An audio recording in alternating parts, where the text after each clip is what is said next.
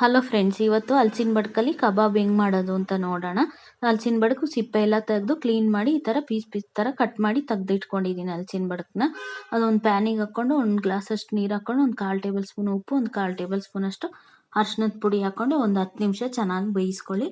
10 ನಿಮಿಷ ಆಗಿದ ತಕ್ಷಣ ನೀರು ಚೆಲ್ಬಿಟ್ಟು ಈ ಥರ ಸಪ್ರೇಟಾಗಿ ತೆಗೆದಿಟ್ಕೊಳ್ಳಿ.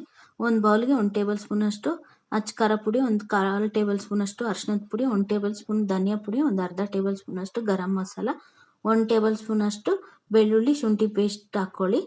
ಆಮೇಲೆ 1 ಟೇಬಲ್ ಸ್ಪೂನಷ್ಟು ಕಡಲೆ ಹಿಟ್ಟು ಹಾಕೋತಾ ಇದ್ದೀನಿ. ನಾನಿಲ್ಲಿ ಎಗ್ ಯೂಸ್ ಮಾಡ್ತಾ ಇಲ್ಲ, ಹಂಗಾಗಿ ಕಡಲೆ ಹಿಟ್ಟು ಹಾಕೋತಾ ಇದ್ದೀನಿ.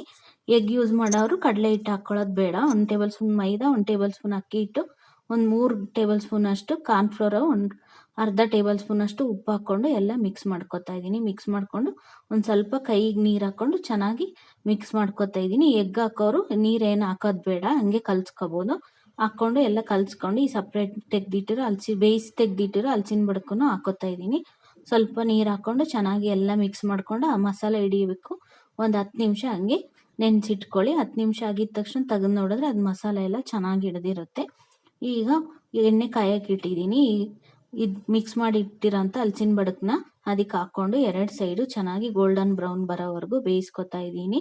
ಹಂಗೆ ಉಳ್ದಿರೋದು ಎಲ್ಲನೂ ಹಂಗೆ ಬೇಯಿಸ್ಕೊತಾ ಇದ್ದೀನಿ. ಇದು ಬಂದು ತುಂಬ ಟೇಸ್ಟ್ ಆಗಿರುತ್ತೆ. ಟ್ರೈ ಮಾಡಿ ನೋಡಿ ಕಮೆಂಟ್ ಮಾಡಿ ಹೆಂಗಿತ್ತು ಅಂತ. ಈ ವಿಡಿಯೋ ಇಷ್ಟ ಆಗಿದ್ರೆ ಲೈಕ್ ಮಾಡಿ, ಶೇರ್ ಮಾಡಿ, ಮರಿದಲೆ ಲಾಂಚು ಶಿಲ್ಪ ಕುಕಿಂಗ್ ಚಾನಲ್ನ ಸಬ್ಸ್ಕ್ರೈಬ್ ಮಾಡಿ. Thank you.